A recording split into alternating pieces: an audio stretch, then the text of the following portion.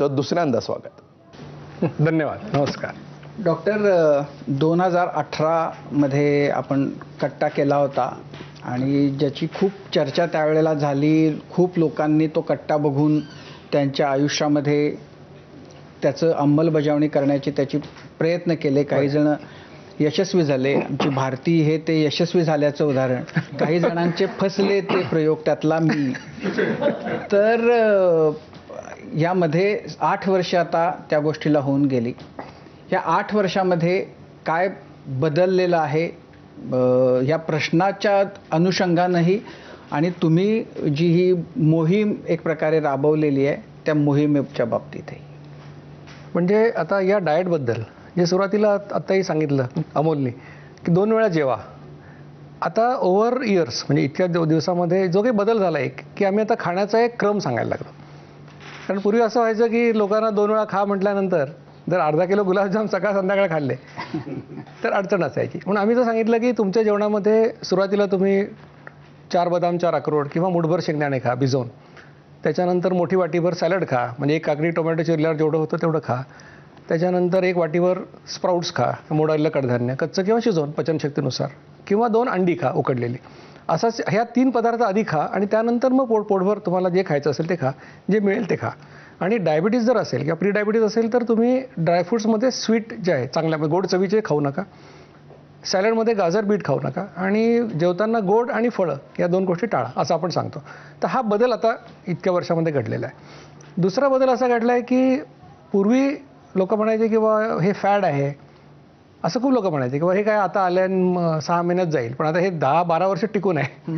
आणि हे जमतं आणि करणारे लोक हे लाखोच्या घरात आहेत. म्हणजे आज आपले 43 देशामध्ये फॉलोअर्स आहेत की इतक्या ठिकाणी लोक आपल्याला फॉलो करतात. आणि बरेचसे अधिकारी, बरेचसे राजकीय नेते, खूप लोक हे फॉलो करतात. त्याच्यामुळे हे आता एक असं एकमत दिसतं लोकांचं की इट वर्क्स. आता फेल होण्याचं जे कारण तुम्ही सांगितलं किंवा आता भारतीला यश मिळालं आणि तुम्हाला, तर science is with both of you. पण if you don't do it properly you will not get benefit. एवढाच फक्त त्यातला फरक आहे. बाकी करणाऱ्याला फायदा होणार. नाही, असं मला आठवतं की जेव्हा तो कट्टा झाला होता त्याच्यानंतर काही जणांनी त्याला फार गांभीर्यानं घेतलं आणि स्वतःच्या आयुष्यामध्ये ते सुरू केलं. खूप जणांनी त्याची त्यावेळेला चेष्टा केली. बरोबर. आजही लोक आहेत की जे चेष्टा करतात. पुन्हा एकदा सांगा की जर तुम्हाला वजन कमी करायचं असेल आणि जर तुम्हाला मधुमेह जे डायबिटीस असेल तर काय केलं पाहिजे, त्याच्यावर कसा कंट्रोल आणला पाहिजे. याच्यासाठी आपल्याला मूलभूत प्रश्न जो आहे की आमच्या सगळ्या समस्यांचं कारण काय, तर पँक्रियाजमधून निर्माण होणारा इन्शुलिन नावाचा जो संप्रेरक आहे याचं प्रमाण वाढलं. याला तांत्रिक भाषेमध्ये हायपर इन्शुलिनेमिया असं म्हणतात. हे जर वाढलं तर तुमचं वजन वाढतं, तुमच्या पोटात चरबी येते, तुमचं ब्लड प्रेशर वाढतं, अथेरोस्क्लेरोटिक चेंजेस वाढतात, हार्ट अटॅक येण्याची शक्यता वाढते, इन्शुलिन रेझिस्टन्स येतो, टाईप 2 डायबिटीज होतो, महिलांमध्ये PCOD, PCOS, मुलं न होणे हे गोष्टी होतात, काही कॅन्सरसुद्धा होतात. आणि या जगामध्ये सगळ्या डॉक्टरांचं याच्यावर एकमत आहे, ह्याच्यात दुमत नाही की इन्शुलिन वाढणं वाईट आहे. आता हे जर इन्शुलिन वाढण्याने प्रॉब्लेम होत असतील तर उपाय एकच आहे की इन्शुलिनची लेवल कमी करा. आता इन्शुलिनची लेवल कमी कशी करायची, तर याच्यासाठी कुठलं औषध नाही आहे. आणि तिथे सगळी अडचण आहे.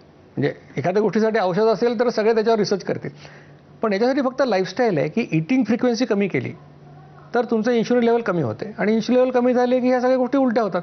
वजन जातं, इन्शुलिन सेन्सिटिव्ह होता तुम्ही, आणि डायबिटीज रिव्हर्ट होतो. इतकं साधं सोपं आहे. आता इन्शुलिन कमी करण्याचा जो सोपा मार्ग मी सांगितला की 2 वेळा जेवा. कारण कमी खा जास्त खा इन्शुलिन तेवढंच तयार होतं. आता याच्याबद्दल बरेच लोक विरोध करतात की नाही असं नाही, कार्बोहायड्रेट जास्त खाल्ले तर इन्शुलिन जास्त येतं, कारण 1 पोळीच्या जागी 2 पोळ्या खाल्ल्या तर याच्यामध्ये विल्यमने एक टेक्स्टबुक लिहिलं डायबेटॉलॉजिस्टसाठी. त्यांनी असा प्रयोग केला की 20% कॅलरीज त्यांनी ब्रेकफास्टला दिल्या, 40% लंचला दिल्या, 40% डिनरला दिल्या, आणि इन्शुलिन किती तयार होतं बघितलं. म्हणजे हे काय डॉक्टर दीक्षित म्हणत नाही, डॉक्टर विल्यम्स ज्यांनी टेक्स्टबुक लिहिलं डायबेटॉलॉजिस्टसाठी. आणि त्यांनी त्याच्यातलं फाइंडिंग सांगितलं की we found that insulin secretion was more or less the same. म्हणजे कॅलरीज डबल करून सुद्धा इन्शुलिन सिक्रिशन सारखं होतं असं नाही म्हटलं, तरी लोक ऐकत नाहीत. म्हणजे कमी खा जास्त खा इन्शुलिन तेवढं तयार होतं असं जर असेल तर तुम्ही जो चमचाभर साखर घालून चहा पिता किंवा तुम्ही 1 सफरचंद खाता किंवा 2 पोळ्या आणि भाजी खाता, यांनी जर सारखंच इन्शुलिन तयार होत असेल तर तुम्हाला 2 वेळा जेवणं महत्त्वाचं आहे. आणि त्या जेवणात तुम्ही वाटलं तर चहा पण प्या, सफरचंद पण खा, काही हरकत नाही. मग 2 वेळा खाल्लं तर 2 वेळा इन्शुलिन तयार होईल. इन्शुलिनची लेवल कमी झाली की